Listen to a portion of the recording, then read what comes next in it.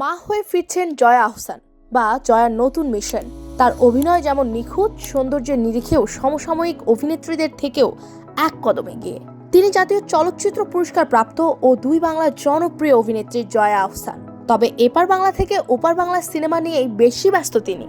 বলিউডে আলোচিত cinema pink এর নির্মাতা অনিরুদ্ধ রায় চৌধুরীর করক সিং দিয়ে গেল বছর বলিউডে পা রাখেন তিনি। এই নির্মাতার পরের সিনেমাও দেখা যাবে জয়াকে। তবে সিনেমাটি নির্মিত হবে বাংলা ভাষায়। সিনেমার নাম ডিয়ার মা।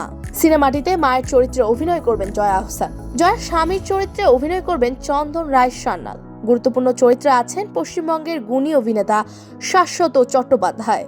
গণমাধ্যমে দেওয়া একটি সাক্ষাৎকারে পরিচালক বলেন, রক্তের সম্পর্কের চেয়েও ভালোবাসার সম্পর্ক জোরালো হয়। মেয়েকে বড় করার মাধ্যমে মায়ের জীবনের উত্তরণ হয়, সে পরিপূর্ণ হয়। সিনেমায় বাবা মা ও সন্তানের সম্পর্কে বিশেষ দিক উঠে আসবে পর্দায়। কিছু গল্প আছে যেগুলো নিজের ভাষাতে বলতে ইচ্ছে করে, তেমনই এক সিনেমা ডিয়ার মা।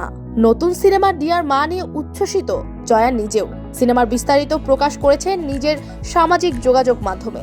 লেখেন, করক সিং এর পর দ্বিতীয় দফায় সুযোগ দেওয়ার জন্য অনিরুদ্ধ রায় চৌধুরীকে কৃতজ্ঞতা জানাই। মে মাসের তৃতীয় সপ্তাহ থেকে শুরু হবে সিনেমার শুটিং। এর আগে অভিনেতা অভিনেত্রীদের সঙ্গে ওয়ার্কশপ করে নিচ্ছেন পরিচালক। গত বছর কৌশিক গাঙ্গুলির পরিচালনায় অর্ধাঙ্গিনী এবং সৃজিত মুখার্জির সিনেমা দশম অবতার করে দারুণ আলোচনায় ছিলেন জয়া আহসান।